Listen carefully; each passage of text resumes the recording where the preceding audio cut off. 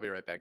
We like Hey, how's chaos. it going, friends? I'm Enviro Boy. I'm here. Yeah, you guys, it's my channel. I don't know. All three of my viewers are here for a special episode. I'm here with a couple buddies of mine from college. One of my friends, Scott, and my other friend Cody. It's going to be extra confusing because there's two Scotts involved in this. But that's what we like. We like confusing and nonsensical. So, Cody, I know you're here right now. If you want to introduce yourself, feel free.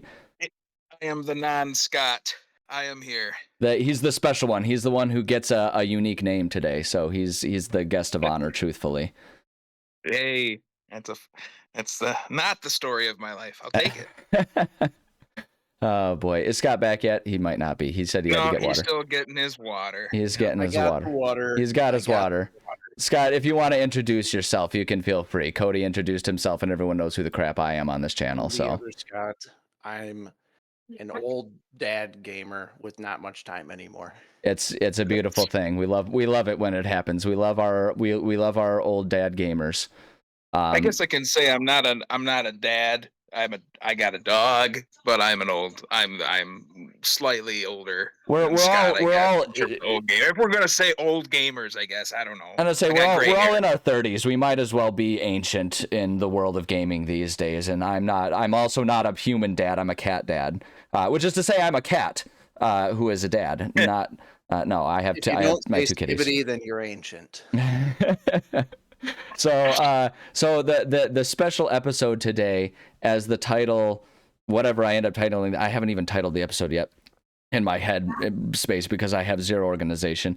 The episode is going to be we're talking about our favorite games and discussing the value.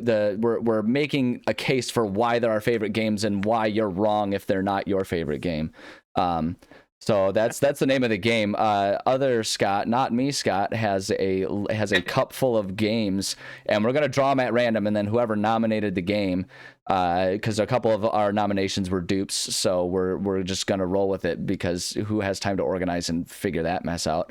And we'll figure out which category they go into. The categories are everyone must play this game, game changer, meaning that like in some way, shape, or form it changed the scope of video gaming for better or worse. We have still holds up today, which is, it's a game that you could play today, enjoy it just as much as you did back in the day. Nostalgia bait, which is kind of the same as still holds up today, but it's a more personal thing where it's like, for me, I love this game and it still holds up, even though most people would disagree. And then the last one is personal favorite, which is just a forget you if you disagree. I'm going to play this game and love it no matter what. So those are our tiers. And I will sort of just distractedly confuse everyone by moving my mouse around a whole lot. So I don't know. I was enjoying it. What's that?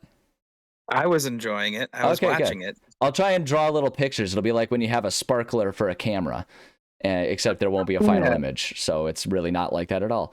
Scott, do you want to start us off with the first game? I've got the cup O names here. The Cup of Destiny. I'm going to draw out the first title. Excellent. All right. The first title is Halo 2. Nice. Is that one that we all had? I think that at least two of us nominated it. I know I did. I nominated it. Was on too. my extended list until we narrowed him down. That's fair. I see. All right. Well, why don't you get us started on this one, Scott? Because it sounds like you're a fan. Yeah. So this one for me, I would say I would easily give this one nostalgia bait for me, because this Halo 2 was for me the probably the most played split screen multiplayer when I was a kid. Played the crap out of this game with friends, learned the absolute joys and furies of screen picking with it, and of course similarly the joys and furies of teabagging, quintessential parts of gaming with your friends in high school. And so easily nostalgia bait. I almost would say that you could add game changer when it comes to split screen multiplayer in there, but really I think there are a couple even there's even one on this list that I would say predates it in a similar fashion. So I don't know if I would give this one the credit of game changer. I might also argue still holds up today because they have the Master Chief Collection where, like, while the rollout was clumsy on it, they updated the graphics and it's still a blast to play. So I would put it in either one of those, but I don't know, Scott, you weigh in. What do you have to add or detract from that? This one came at kind of a weird time in between in between the kind of the end of the OG Xbox and then the Xbox 360. Yeah, it's It true. was really before Xbox Live really took off. So, nobody was really playing this online from what I remember. And I was unlucky enough that I didn't have my own Xbox. I had to go to my friend's Mm, house to play this, but countless hours of two Yeah. Xboxes hooked up by an Ethernet oh cable. yeah, LAN You know what parties. I'm Oh, talking good about. stuff, man. Oh, Awesome. we had so many of those, didn't we? So, It was I have to say this one probably goes in nostalgia bait, but I'll tell you what, I just played this maybe a month and a half ago, and I did play the anniversary edition, Hmm. and it still holds up. Yeah. It's so much fun. Yeah, it's a Now, fun game. It's a fun game, and it's arguably one of the best Halo stories that they wrote and I and I provided. think it is one of the best stories. There's a lot of people who you criticize it by haven't saying that you haven't lived Halo. until you got teabagged in Halo. That's, No, I would exactly. say so. Yeah, that's actually a good thing too. So Cody, it wasn't on your list, but do you have anything to add or tell us that we're Well, insane about this one? really nostalgia. I was leaning more towards nostalgia bait for myself just because of those LAN parties, but like game changer kind of comes to mind in the sense of how we played games as groups socially. I That's mean, like fair. that game when that came out, and the first one, but more so the second one with this everything that was in there, the variety. th- it just changed how we came together to play games. That's fair. Everyone would come to one house, big LAN parties would happen. It was something that I don't think will ever happen again. It's kind of a Yeah, It sacred was just thing, wasn't such it? a unique time. that's fair. I think that's a good point. I think for that, so here's what I'll say for the list. I'm gonna put it up in Game Changer. I I do have agree. one game that I might argue could replace it, but whenever we get to it, we'll discuss that and we'll decide, because we can always move these too. We can always boot games to different sections. This doesn't have to be a permanent thing because there's literally no agenda and there's no rules about this. It's just like as I sort of described it to these three when making the thumbnail of this. It's three idiots talking about games, so we can really do whatever the heck we want. So I'll put it. I Sounds think that's good a to me. compelling argument. I'll put it in Game Changer. But we'll see. I might have an argument to dethrone that, but we'll get to it. Yeah, I You think just Cody get might my have made the follow. best argument here. Really changed the way that we game socially. Yeah, I think that's an excellent point. Yeah. Because when I see game changer, I also kind of just, and correct me if I'm wrong, but like, or just off, but game changing to me is like includes the landscape of the game, Yeah, no, just I think game I world. think that's completely fair. I think I made these broad on purpose because it's kind of like when I'm playing D&D with my buds, where it's like just if you can make a compelling argument, you can make anything work. So I'm on board with that. I So I've like It got that. just the next. unfortunately didn't make my final list just because there's so many good games out Yeah, of there. course there are. That's fair. I've got That's the fair. next. I've got the next title. If you Yeah, guys are what's ready. next?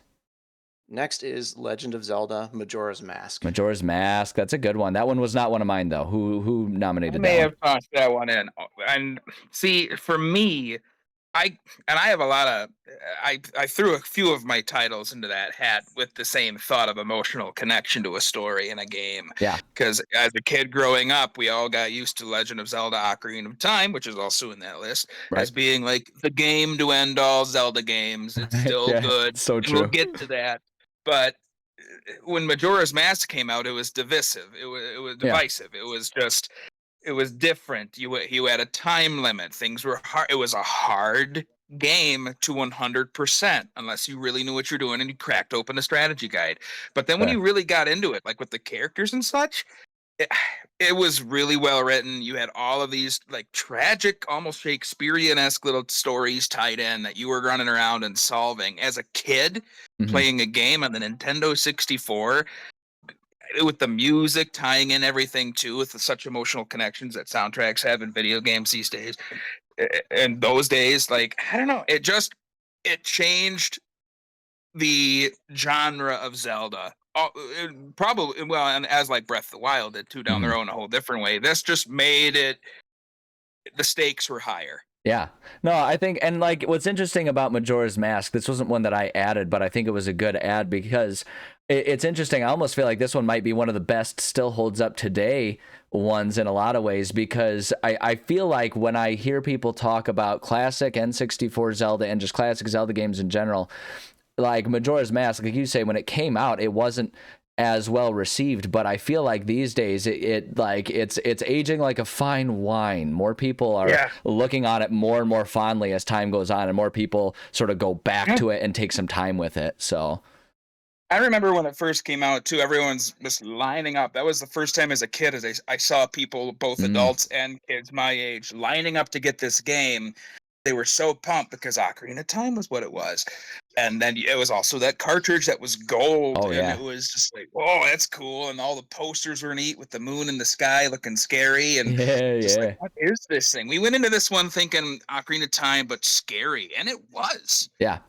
For a kid, especially. But just that time controlling it, we should have, and you know, like at the time we hated it, and you look back and it's like, oh, they planned that out right, because Ocarina of Time played off of time.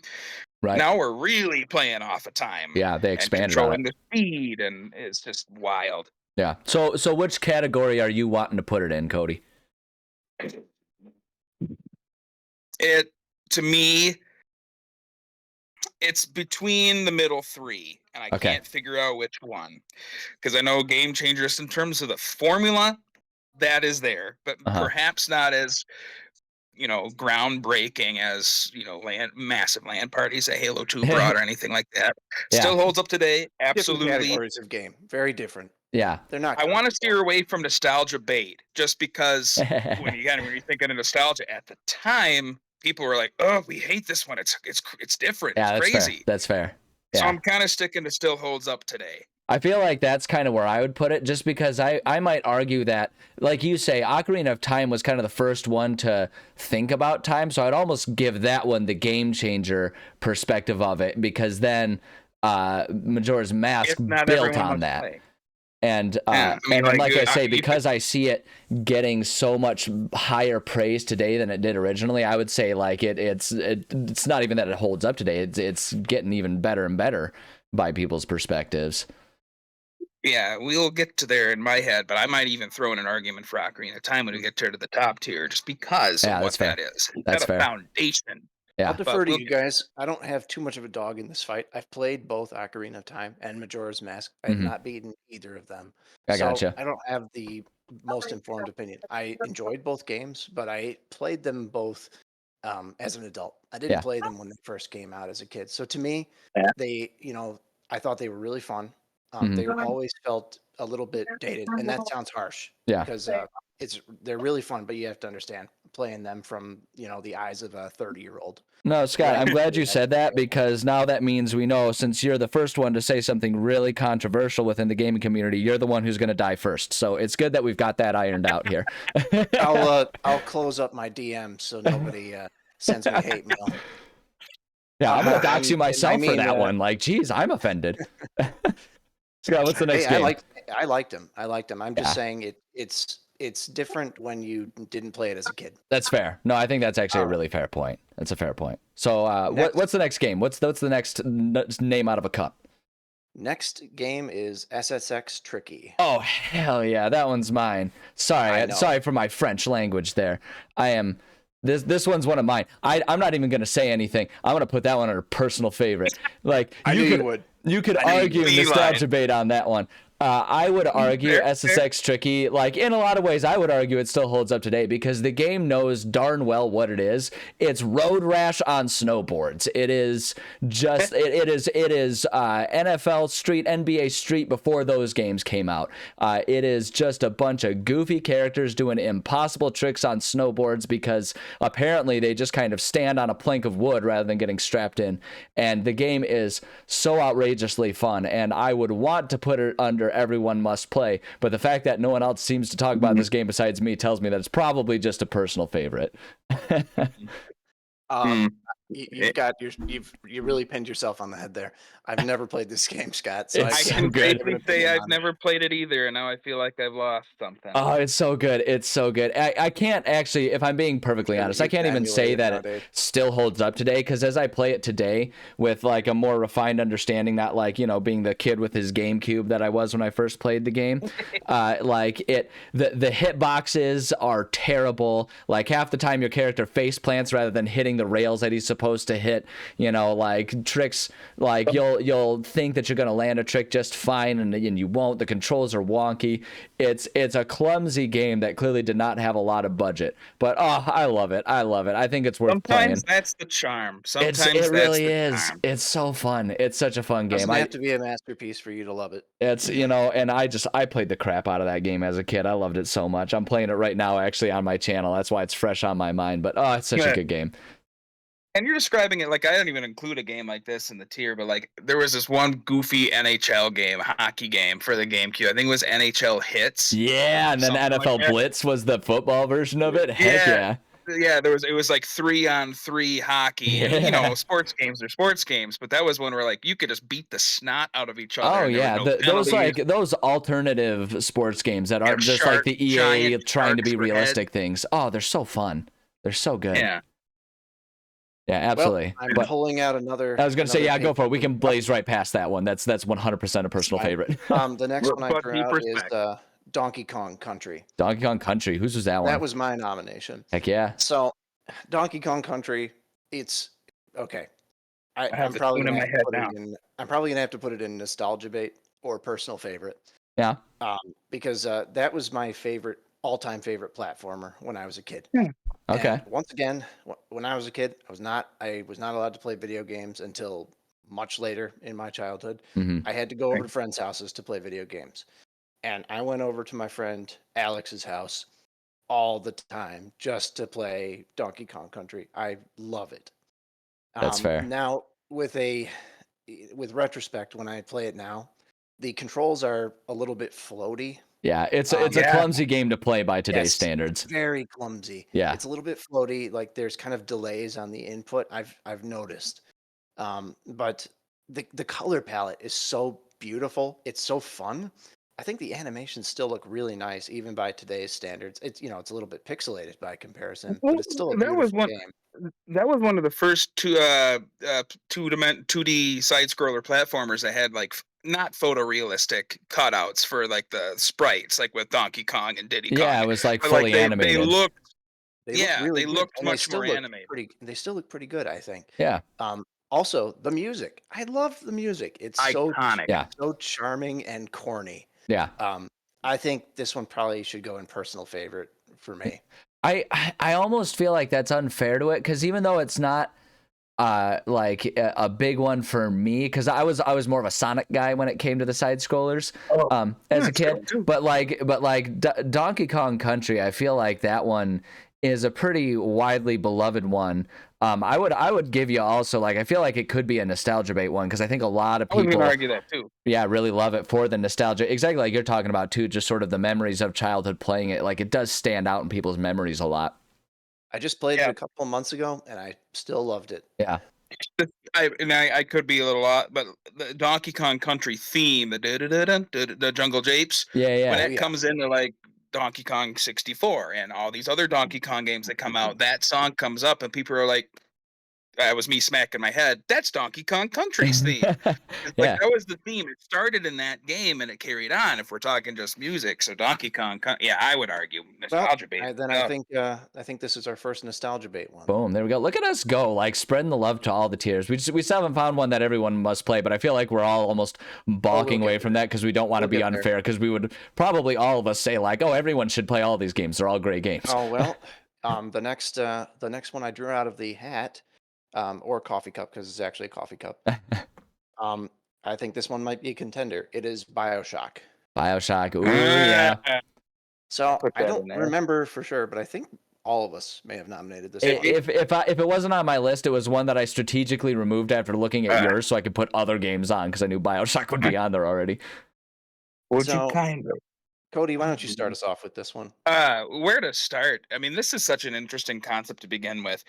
Essentially, Ayn Rand style story crammed into a, horror games, if you want to put it in that category. And I wish there are large elements of it. Any game that's got that subgenre or even main genre into it got a bad flack at that time. It was tough to do, otherwise, unless you were something like Resident Evil or Silent Hill. Yeah. And then you get a first-person shooter on top of it, and they're like, okay, what's this going to be?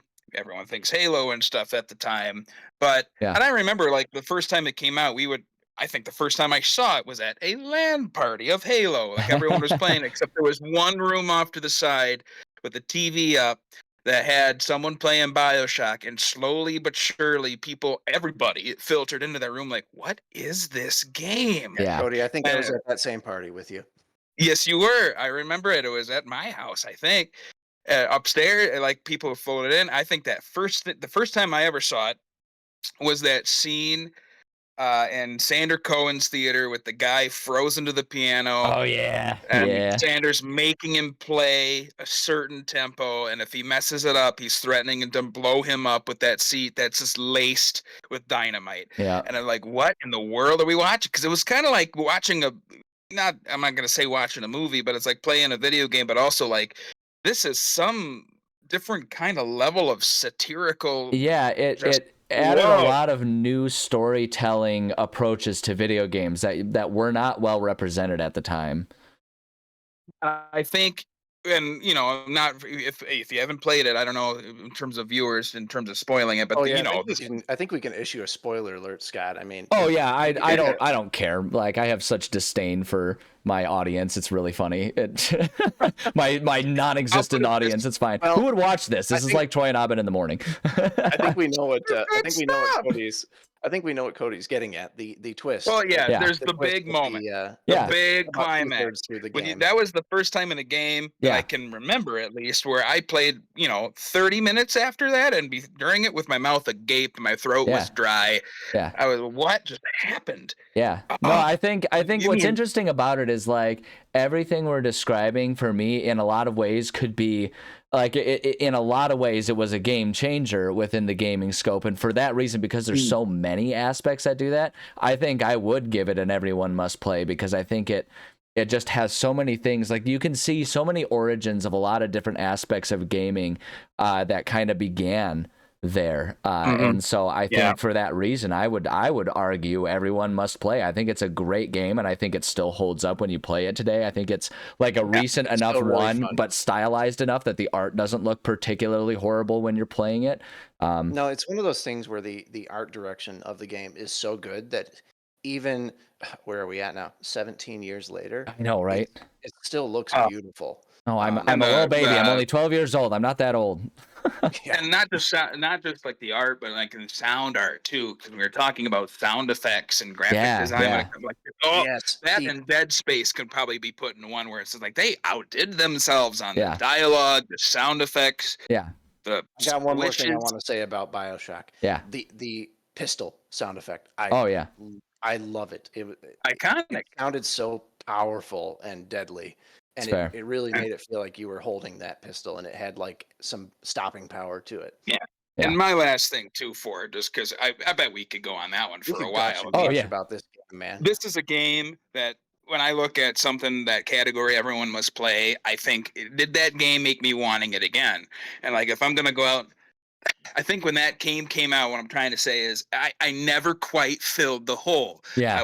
I kept seeing something new, like, oh, that might scratch the itch. Yeah. No, it was not the same. It's just like Yeah. you find your thing, you found the drug, and now you can't stop. But Yeah, you can't figure there's out a lot what of can there replace are a it. few games that came close, but none of them were quite exactly like it. None of them quite filled that exact niche that one did. I think that's a fair take too. Like, some people might argue something like Dishonored came close, but BioShock is just it's a game on its own. Perfect example. That's a good comparison. The Yeah. sequels were good.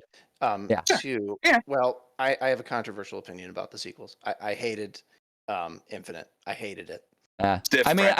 I don't like. I feel like that's a controversial take, but because there's I feel like I hear a lot of both takes on that one. Like, people either loved the it or hated it. storytelling was good. It Yeah. might be polarizing. I'm not sure. I remember Yeah. people raving about it when it first came out. I could never get into it. I finally forced myself to beat it. It's and fair. I was like, I did not enjoy that. It's No, a I didn't wildly know. different game. It's almost strange that it had It the is BioShock completely label to different. it. So. Anyway. I just know since we started talking about BioShock 1, I was sitting in my armchair, and now I am pacing because that's such a fun game to talk about. I feel it, Cody. I think I broke a sweat while we were talking about it. Yeah. All right. All right, what's on next? to the next nominee, because we could talk about BioShock for hours. I Oh think. yeah. Legend of Zelda: Ocarina of Time. Ocarina of Time, there it is. Yeah, we kind of talked about it already. I would put this one. I know I nominated this one. I would put that one in Game Changer, because I think by having the time things, but I mean, it was kind of one of the first open world games that really was out there. This one, yeah, I put it in too. I think, and I could be. I remember reading several articles that this one reinvented for the time what open world could even Right. be. Yeah. And like the graphics to it, the puzzles to it, Yeah. the thinking that goes into it. Everyone still remembers the water temple. Like that. Yeah. That's a game that sticks. And again, Yeah. there's that scratch the itch. Yeah. Guess where I got feature stuck, that Cody? makes me Where did want I to go get a stuck tier in higher. Ocarina of Time? It was the water temple. I Yeah. quit there. Yeah. Oh, No, that's fair. But you got to get through that so you can get to the Shadow Temple, which was like a kid equivalent to a horror movie. Yeah. And it was awesome because you're like, oh man, wow, that's blood. Yeah. I will And, defer like, to there you was, like, guys on this one for the same reason as last time. Yeah. No, I would argue it's a game changer because whether it was your cup of tea or not, the fact is it did rewrite a lot of what people were doing with games at the time. And I mean, like I say, like we can almost as important of a game as it is, we can almost spend less time because like we kind of inherently covered a lot of it talking about Majora's Mask. Majora's Mask was great because it had, Ocarina to build off of. It had the shoulders of a giant to stand on. So, I think. Yeah. I think it gets up there. I think it was a game changer for the time, and it's an amazing game. And you look at every future iteration of Zelda, and you hear anyone talk about it or critique it, someone's going to be like comparing this to Ocarina of Time in some sort of way. Like every other Zelda game is in some way compared to it. Yeah, forever. Like we're like what 30, 40 years removed from it now at this point in time, and it still is like kind of the baseline that people compare Zelda games to. Has it been 30 years? What was it? 90? Yeah, it was in the 90s. Yeah. I can't brew another gray hair. I know. I'm pretty sure I suffered my third heart attack. Yeah, I'm stroking out, so I'm trying to draw this out. What's the next game? We got to get away from this. Bar before I came into this, and now I'm regretting it. I'm drawing out the next name with shaky hands from my stroke. All right, it's Red Dead Redemption 2. All right, this one was not one of mine. I'm one of the controversial ones that this game didn't do it for me, so I'll refer to whoever nominated this one. That was Cody. I put it in. Okay. I know there's controversy to it, but I also do know that there is pretty good wide acclaim for a reason. Did you beat it? Yeah. I did not beat it. My struggle with it, like, and this is I acknowledge it as a me problem because most people who experienced the same thing found it beautiful and interesting. I found the game too slow. Especially at the time I was playing it because I was trying to play it when I was in grad school and I was like, there was just too much of it. Like, come on, like get to the story. I want to see what's going on. So I just couldn't get into it. I want to try again, but it was too slow for me.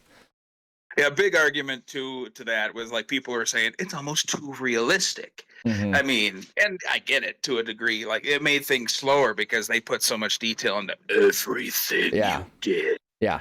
They didn't need to make the horse's private part shrink in the cold. Like but they did that for us.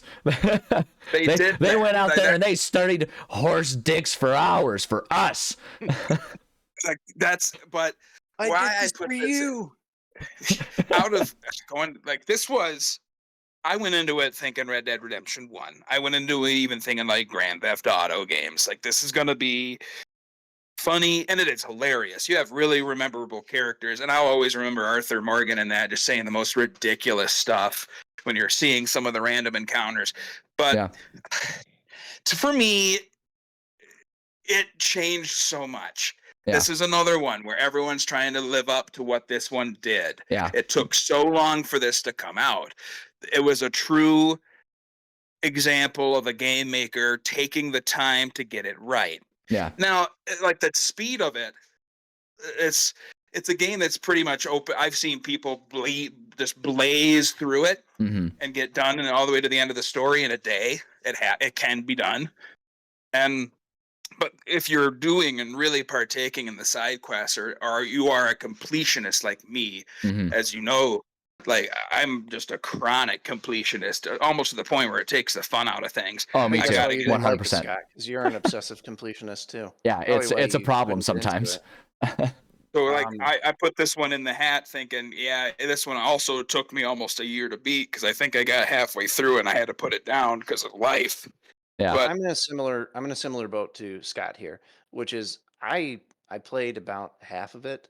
hmm I really enjoyed when I was playing it, but a lot of it is kind of a walking simulator, which there's nothing wrong with that. Yeah. And that's Heck, if I'm I in the would right argue mood, I love that kind of stuff. it Like I makes say, the I down acknowledge for me moments that was a me problem. I was the wrong player at the wrong time for that game. it I makes would the down argue that moments more chill and like it's just more immersive. Yeah. yeah, It's it can more be. immersive. It can But like see again, like the between the types of players, like someone could play it like that, or you could have someone who likes Grand Theft Auto games and they're just shooting everything and Right. doing everything bad, and it's just blaze through it. And then it's definitely the opposite of a walking simulator if you play it like that. To I me, always Yeah. it compare took it me a to few Red times Dead. to figure it out. I always compare it to the first one, which I really enjoyed that game, but I played it at a different time in my life. Yeah, when I had that's a the lot same. more That's the time same to for me. just- I liked the first one, but I was in a very different. I was in regular college, which was significantly easier than grad school. So I had all the time in the world to play it then, and I loved it at that time. I just Well, I recently agree. played the first one again too, like to see if there were differences, and they're pretty. Like the first one is so much more streamlined. Like Yeah. there aren't all the little things. There aren't when the stamina, eating certain like eating certain foods too fast. Don't make in that in Red Dead 1 you didn't have to worry about your weight or your stamina as much. Like this one was so realistic to the sense like you do need to sleep, you do need to Yeah. clean yourself for interactions. Yeah. Like the second one went above and beyond with that, but I'm gonna I go don't with Cody here and say it's a game changer. Yeah. It's not my cup of tea, but it did change things big time. And Yeah, there's I was there's gonna no say doubt I'll allow it. that Like it was didn't. critical. It on its own. It didn't really do anything that we haven't seen anywhere else, but it did more than we've seen in a single game, and it did it better than we've seen in a lot of games. The stuff that it just did it better, and it really did change a lot of how people viewed approaching like a narrative game in a place that if I'm remembering properly, I feel like it was kind of a stagnant time at for like story RPGs. So I'll allow even that. if it's just for just that story, like Yeah. even if it's just for that, because again once you get into the later half of the game, Mhm. that might be one of the very few games from especially Rockstar that I got choked up. Yeah. Like it got heavy at the end That's and true. It's it it's changed a me. really good story. Yeah. Excellent story. There's no Yeah. doubt. That's fair. I'm gonna move on to the next game if you guys Yeah, are let's ready. do it. Winded. Okay. There's two hot games in a row like that and I gotta breathe. Well, yeah, don't have a stroke like I did. Next is Elder Scrolls Skyrim. Skyrim. Okay, so Ooh, I put I think we Skyrim nominated in this one. there. Yep. Yeah, I was gonna say I put Skyrim in there. For me, Which- that was the which of first the Elder 30 Scrolls different game that I versions? really got into. And it was a tough one for me because I kind of acknowledge that Skyrim is a kind of a good example of it stood on the shoulders of giants with like Oblivion and Morrowind coming before it. But for me, I didn't feel like I could fairly say other of those ones because those ones I didn't get into the same way that I did Skyrim. But for me, Skyrim was kind of it was the first time I got into that. And the other thing that I'll say about Skyrim is while Morrowind and Oblivion are well loved within the community that loves those, I feel like Skyrim was the one that really broke into just sort of like everyone played and loved that game. Have you tried to play Morrowind, Scott? I have. It's unplayable. Yeah. Yeah, that one does only- not fit into the still holds up today. The only people who think that game is good are seriously seriously deluded hipsters. Yeah. I love the lore of Morrowind. Yeah, and that's what I mean when I say I think it stands on the shoulder of giants because Morrowind really set the stage. Oblivion kind of really improved the gameplay, and then Skyrim took it another level further. Yeah, I if guess we're for gonna me, talk just about to kind of to offer a thing, I almost want to put still holds up today because it must, because they keep re-releasing it. How many different versions of this game are there? Like 80, 90? That's what I said. It's There's, fun. I mean, it's there's fun. I think No there's a doubt. Skyrim for just about every platform. I think Oh, there's there is. probably like 2 or 3 because there's like the original for every platform, and then there's the re-release for every platform because they stopped making new games. They just keep re-releasing that one. And I mean, So for then it goodness came out sakes, for it the works. Switch, People and keep buying it. you had to get the Switch one because you could get Link's Shield in it. Like I came out with all these different, and then the PC one so that you can get Minecraft's pickaxe. Like it had all can- these different things. You It's can insane. kill Draugr while you're taking a dump. It's insane. It's insane. But yeah, so Um, I'll put it in still holds up today unless you guys have a different argument for it. No, I agree. Okay. So I once saw somebody who compared the Elder Scrolls games as follows. Morrowind is progressive rock, a very niche, and very dedicated audience. Probably a more pure artistic game, Yeah. but with very little universal appeal. And then Oblivion took it up to like classic rock, much more wide appeal, a lot more fun. Yeah. And then Skyrim is kind of the mass-produced kind of corporate rock. It's the modern pop country is what it is. A lot of Stadium fun, a lot of country. fun to listen to, but not as much artistry Yeah. to it. Yeah. No, I think that's Anyway. fair. I think that's fair. Anyway, I agree with you. Still holds up today. I mean, I enjoy Burn that it game each down. trade. All right. Next up is Dishonored. Dishonored. I can't remember if I had that one on my list, but if it wasn't, I agree with whoever put it on their list. I think I put it on my list, and I believe you did too, Cody. I did. I think that was one of the last changes though that I did because I swapped it out. Mm-hmm. But it was a swap out by the skin of its teeth, just because it's an interesting one. But I haven't played it in such a long time now. Mm-hmm. I really adore these games. Pretty much all of them. I love the theme. One of my favorite novels of all time is The Count of Monte Cristo. Yeah, and very unique game. This was a really true. The first game that was the closest in my head to that, because it's like here we got a vengeance story. Yeah, and where you come from nothing to exact revenge on these powerful figures. It was very interesting, and it lined right up with that. I think for me, one of the coolest things about it is how effectively you can choose different ways to go about succeeding in the game. I think that was an interesting thing that a lot of games up until then had struggled to achieve. And Dishonored really found a way, like you could be sneaky, you could be full blown, burn it to the ground. You could really take whatever route you wanted and still make your way through the game. And I think it did it better than most other games had at the time. Didn't it feel bad though when you start seeing rats in your city? Oh yeah. Like, what have I done? Yeah. I'm not sure where to put this one because I really adore this game. The gameplay is very unique. It's kind of a strange stealth immersive sim, which we never really saw that before. Yeah. That's right. I definitely wouldn't put it in nostalgia bait. I would put. I actually have to put a caveat on that. We did have things like Thief, Deus Ex that came before this. That's fair. And so I guess it did kind of stand on the shoulders. Although I would say Deus Ex didn't really do as good of a job at having multiple pathways. I mean, with which one was it? I think it was Human Revolution was the one where it was like, oh yeah, you could be sneaky until you get to the bosses and then you're screwed because you still have to kill the bosses. And so it was like, even that one didn't quite nail it down until they patched it. So I mean, as for a category for Dishonored, my immediate thought is probably either still holds up today because I think it is still a very fun story to play through, or a game changer because of, like I say, how well it did the multiple paths to the same destination approach. I'm going to vote for still holds up today. Okay. Me too. Because I don't know if it changed enough. That's fair. I think that's fair. Game changer.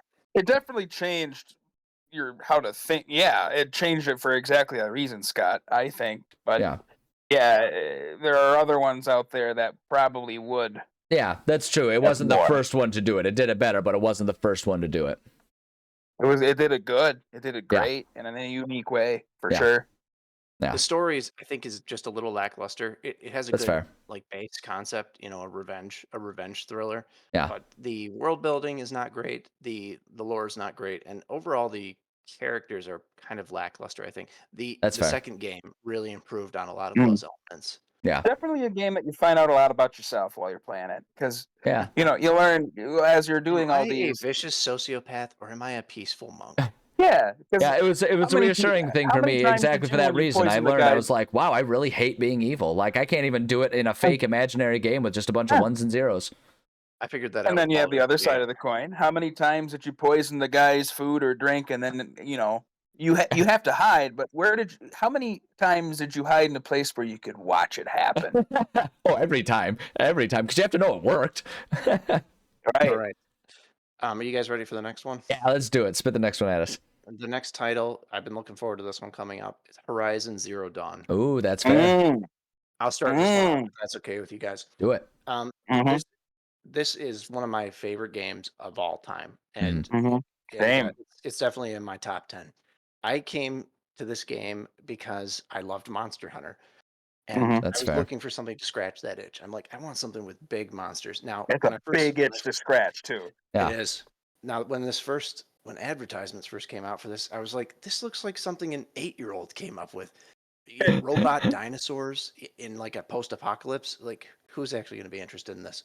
But then I decided to play it, and the story, and the lore behind it, and the world building, it's got to be one of the best stories I've ever heard told in a video game. That's Yeah. And The how it's told, when the big part rolls out, like when It's all the very things. slowly revealed to you, but like the story of corporate greed, the folly of man, Yeah. like mankind's doom. It's never been told before. I mean, type of story has been told before, but mankind being completely destroyed and then coming back And after extinction. Nothing's ever been told like that. Yeah.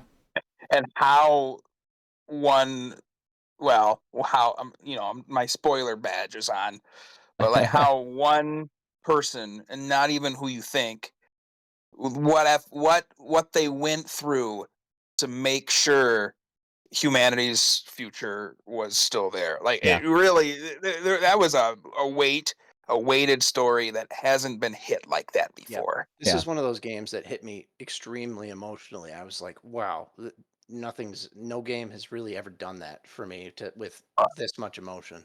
Yeah. This I'm is a a big game that dinosaur guy.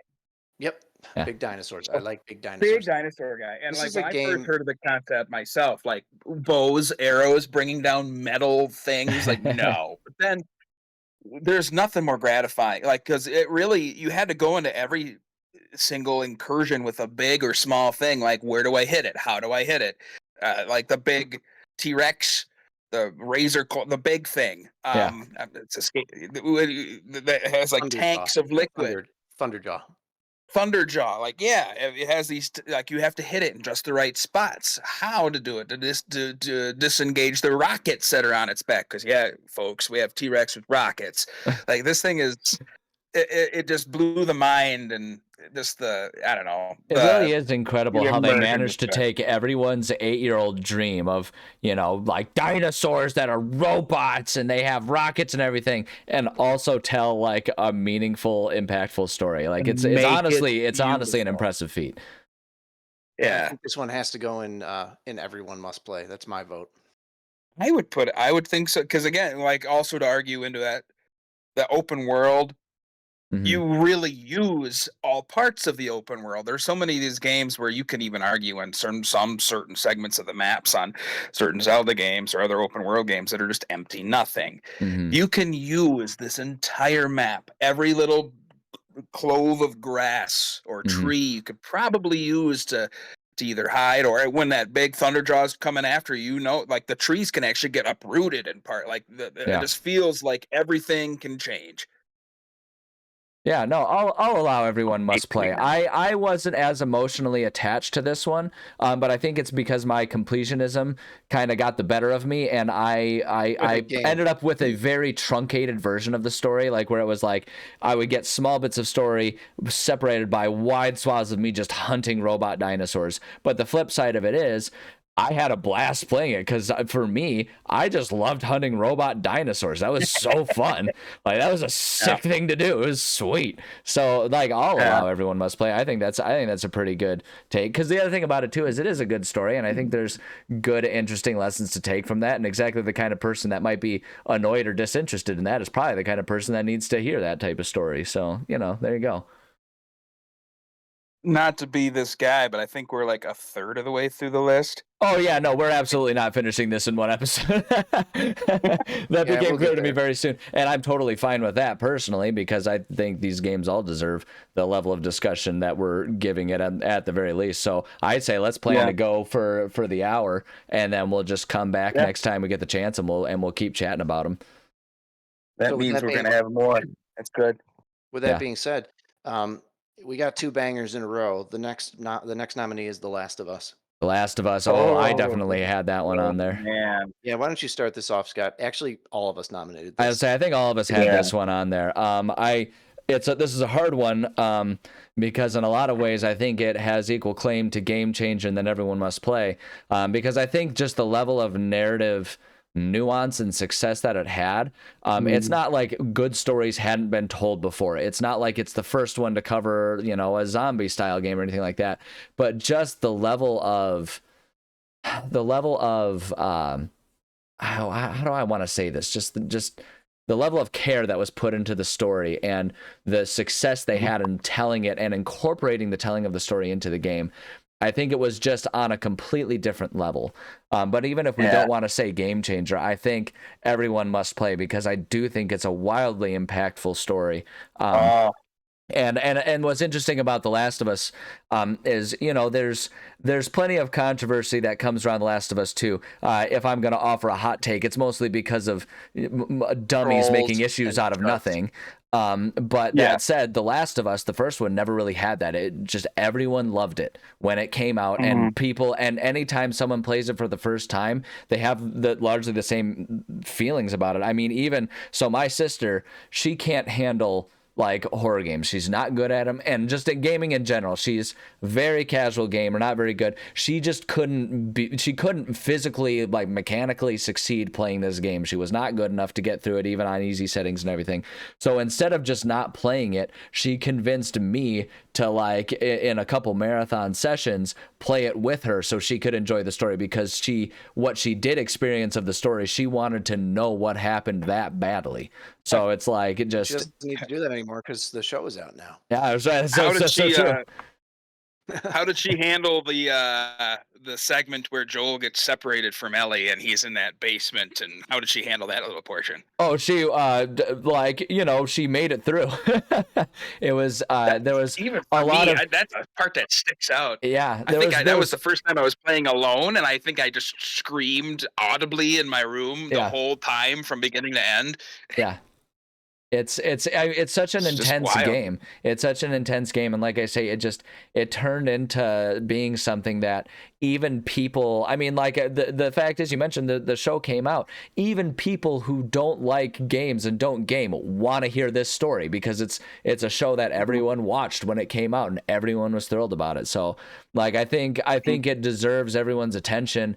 Like anyone who's going to play a game, I think should take the time to try and play it because I think it's a great game. I think mechanically it did a lot of things very well. Case in point, even if we don't see any particular standout parts of the gameplay was solid enough that it never really got in the way of the story. Like the story was always still able to be told. This is a game that I think is kind of a jack of all trades. Yeah. I won't say master of none because it's probably got one of the best stories of any game I've ever played. Yeah. It just works. Everything about it worked great. Yeah. It's the combat is great. It was not innovative, but it was very fun. Right. The story was amazing. It brought you in it. It was Voice acting was amazing. The character models were amazing. It looked great. It just worked in every way. Yeah. And it's the kind of game that I think everybody should play at least once. Yeah. And you can buy it pretty cheap now. You really have no excuse not to. Oh yeah. Yeah. And it's even For like me, got remakes and everything. All of what for me, it was everything that's been said and just the characters. Yeah. Like each character was so deeply fleshed out. Even the side characters, the people that are just cronies, that you come across, especially in the second one. Yeah. But in the first one, where you do run into them, each of them have names. The Yeah. dogs have names. I know, right? But then there's the instances too, when it's just Joel and Ellie going through, and at first they're definitely not friends or anything, but as it goes, just how even when you're crouching behind a table, how the game makers, the creators made it so like he is over her and guarding her. Like the connection has grown through this gameplay that was beautiful. So by the end of it, it's really an really organic story about, and it's paced so well. Like the pacing of it works so well. Like it doesn't feel like anything drags on, and it doesn't feel like things are rushed. It's just very masterfully crafted as a story game. And like I say, the biggest insult you could say to it is that like the gameplay paled compared to the story, but even that's not really fair, because the gameplay, like you say, was so well made that it allowed the story to shine. So yeah, I think everyone has to play that one. I will never just idly shoot the attack dog that's coming after me, and forever I will always double think, why am I doing this? Did this dog deserve this? We're crossing over to Last of Us 2. Which is great. We could have an entire conversation about the discourse about that game. That whole video. I'm gonna say the hard part about that one is I don't have the energy for that, man. Good lord. I think that's a whole hour. Not to mention, you would produce a lot of controversy on your channel talking. Oh, that's true. That's true. Hey, that might skyrocket me. The algorithm might appreciate that if I get some people really ticked off at me. You can rage bait the right-wing chuds about it. Oh yeah. All right, moving on. Hey, that's a presidential take now. If you guys are ready. Yeah, do it. The next nominee is GoldenEye 007. Heck yeah, man. That was one of mine. And this is the one that I would say has a case to be made to replace Halo 2 as game changer, because 007, that game was the game for multiplayer like arena shooting. I think that game was my first friend fight that I ever had. Yeah.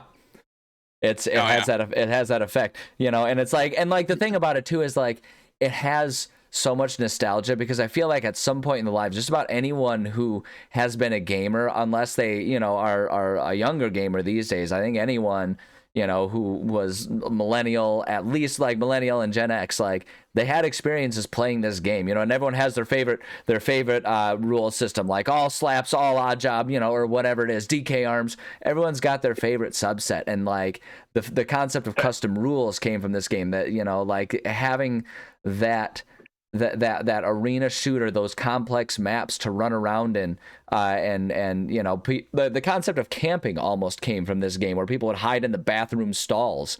It's like so many things kind of came from this game, and it's hard to play going back, because it was before, like, it's such an early version of this that like no one really even had the control scheme down that we're used to these days. I mean, this was on the N64 when they just had one thumbstick, so you didn't have the same like dual joystick motion controls. Like there was no concept of strafe. There was just like run forward, turn, run forward. Yep. And so it's like it's a clumsy game, but I would say in a lot of ways it was the game changer. Your aiming reticule snaps back to center. Like you have to put weight on the C stick to aim up. Yeah. I hear you. I mean, this one, Cody, you and I played this a lot on the DS, like multiplayer, if you remember. Nice. We did. It wasn't GoldenEye, but what was that? It was GoldenEye. I thought it was that other one. It was like an offshoot of GoldenEye. You were the anti-agent. It's a spin-off. It's called GoldenEye Rogue Agent, but it's the same gameplay. That's the one. Yeah. Anyway, I also played the N64 version. I mean, I think everybody did who's like above wasn't 28. We were like speaking in code. Like you have the boom boom, you have the click boom, you have all these different guns. Boom, the zap zap, fry. Yeah. That's the one. Anyway, I think this one either has to go in game changer or nostalgia bait, and there's no in between. Yeah, no, I think you're absolutely right. It does not still hold up today. I could put it. Yeah. It does not hold up today. It's I just so picture the faces Remember the faces of all the bad guys? They're Oh all yeah, like it's just like grinning and it's like missing teeth. the heads were squares, and they just had like this pixelated picture painted on the square. Imagine trying to make an alluring Bond girl in that media. They were the people of nightmares. Like if you would have Yeah, seen it that was in the corner in terrifying. the dark room, that's like a sleep paralysis demon face on each of these It's people. definitely a classic. I think I agree. It's a game changer. Yeah, I'll put it in Game Changer. I won't make us move Halo 2, but I would argue it predates Halo 2 on a lot of the things that Halo 2 did. Yeah. Yeah, I'm starting to reconsider Halo 2, but we can get back to that. Yeah, we can get back to that. So looking at our time, let's do one more. And then we can call it good for this installment. And this is going to be like a 2 or 3 installment thing, which heck, I'm on board with. I love sitting here talking about games. This is rad. Well, if we can do if you guys are available tomorrow, we could possibly go a little longer. We'll see. I could try. I might be away for a while with the time difference. I got to go ice fishing. That's fair. Yeah, yeah. We'll check schedules, and I mean, even we'll if it takes a little time to get to it, then heck, that gives us something to look forward to. So. Yeah. Well, next up, the next nominee is Persona 4 Gold, and I think you nominated this one, Cody. Yeah, that was one of yours. I put this one in there. You enjoy this. You're an enjoyer also. This is definitely one of those ones that I was thinking probably just personal favorite, unless people argue otherwise. But there's something with that. Have either of you guys played it? I haven't played Persona 4 Golden. No. Oh, the story. Gosh, I wish more people would play this game because the story is awesome. It is. Is it? Wait, is this different than Persona 4? I'm not familiar with Golden. It's not. It's different to a degree. It's the same story, but Persona 4 Golden has a different, has a much wider range of side quests / optional endings and stuff. Gotcha. Because I'm familiar with Persona 4, but not with Golden. It's it's a remake with optimization. Isn't gotcha. It, that makes sense. So much more so much more optimization to the degree that it has just more to it. There's more story. There's more voices. There's more acting. Because it's a fully voiced game from beginning to end. And it's what Troy Baker's in it as one of the characters, and y'all know him. I mean, we've already mentioned a game or two with him in it. But he's in there. He's not even the main character. He plays a guy named Kanji. But there's a lot going on in this game socially that I think is important too. A lot of the characters are going through a lot, and it's. Wait, just 1 minute. Just 1 minute. Is this the one where the teacher is like grooming one of his students? No. What games are you playing? Absolute silence. There's definitely one of the Persona games that has generated major controversy because of this. And I think that was Persona 5. I think I know what you're talking about. Okay. Yeah. Okay. This is where you move to this city. Again, it's in Japan. It's very troped in a lot of anime manga thing. It's got a lot of that in it where there's supernatural to the degree of the strange. But you move to this city, you are just going to school for the year, and living with your uncle. You start making friends at the school, then mysterious things start happening. People start dying. They wake up in the morning and someone like P. Diddy? finds a body, but it's like up on top of all the bodies are on top of these TV antennas, and no one knows how the heck they're getting up there. And like people disappear in sequence, and you like as a bunch of kids, Stranger Things style. You start to kind of investigate, except they're like high school kids. So there's also like the whole time you're playing this game, it all relies on the personalities and the relationships you have with your partners, with your party. So I have to say, I am allergic to JRPGs. So I'll leave this one to you. I'll leave this one to you, boys. I would say this is probably the it might be a hot take. It might be the JRPGs of JRPGs. Like there are people in the community of that would consider this the best JRPG in history. Okay. For a lot of different things. There's just so much to it. They've certainly got universal acclaim. I mean, everybody's heard of Persona, even if they're not a fan. I'm not a big fan of them either. There was something with this game. I have never just doubled down and played it from beginning to end without stopping. And this was that game. It was just awesome. Sometimes it just clicks, like even if you don't expect it to. Sometimes the game just clicks. This one probably needs to go into still holds up today then for you, Cody. Sure. I can't give Yeah, an opinion. and I haven't played it. I'm going to. I would recommend it. So I think here's you the would like it. one thing I'll say about that. This is a fairly recent one, right? The Released in golden the one, yeah, I'd 2010s? say probably 10 years ago. 10 12 years, years ago? Geez, already. I guess that makes sense. Persona 5 was like 5 years ago. So, Yeah. yeah, I guess I would say I can't really speak to it either because I haven't played it. But I would say even at 10 years, it's probably too soon to call it a nostalgia bait one. So it's either like still holds up or a personal favorite. The only hard part I have about still holds up is because it's like a remake. Is it fair to say that like it's a still holds up one? You know what I mean? Because it's like if it were just Persona 4. I would say because it's a remake, it still holds up. Okay, I see what you mean. Sure. And this was definitely one of those games, like we all have them, where we, like you just mentioned with The Last of Us, this was a game that I hated the genre. Golden came out in 2011, so it's actually pretty old now. Oh, it is? Okay, yeah, then I'll give it still holds up today. For some reason, I was thinking that was a lot more recent than that, but apparently this is just another instance of, me developing some more arthritis over the course of the past 7 seconds. So yeah, but it's 2011, definitely a that was game before I where, was like, college, therefore it was not long ago. yeah, right. I remember dating a girl who hated video games, hated them, loathed them.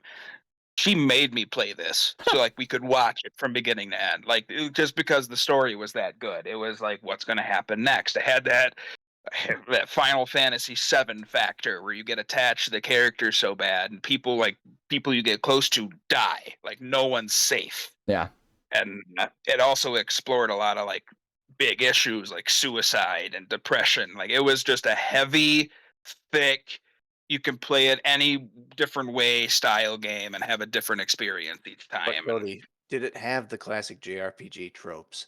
Did it have the long-winded villain speeches? Did it have the angry laughing? Did it have weapons the size of 7 people stacked on top of each other? No, on that one.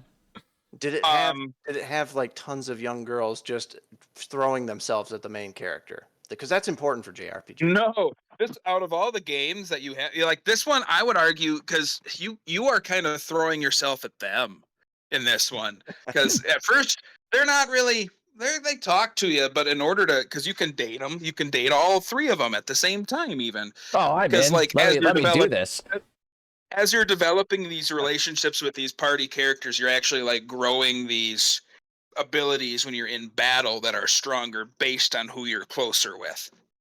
And but they are not your biggest fan at first. You have to work for it. Yeah. Well, and it was just a joke anyway about JRPG tropes. It's more like the love Hina approach, where you got to go into this and they just think you're a creepy silent man until you work your magic. He's so brooding and edgy. He's perfect. It's mysterious. But it does have, at the end at least, it does have the bad guy monologue and the evil after. Oh, thank God. At the end. I knew it. There's a major moment, like, because it's a huge game. I think this is like 90, 100 hours into it, where you finally get to that main bad guy, and it's a huge twist. Yeah. But, like, yeah, he's got the maniacal. Yeah. Well, it's 9 o'clock. That's true. We're on the hour, so yeah, I would say we'll definitely have to continue this. I'll screenshot the tier because it won't save it because it doesn't save these things because I don't know. Apparently, this was a website made in like 1992.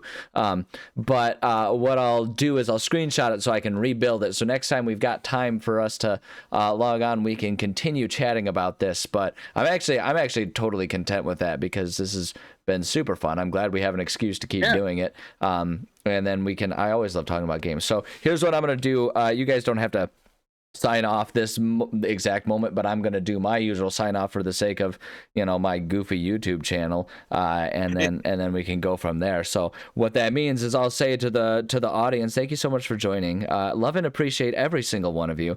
Parting words of wisdom as I do. Talk to your friends about games. It's fun to do. Okay, there you go. Love you. Bye.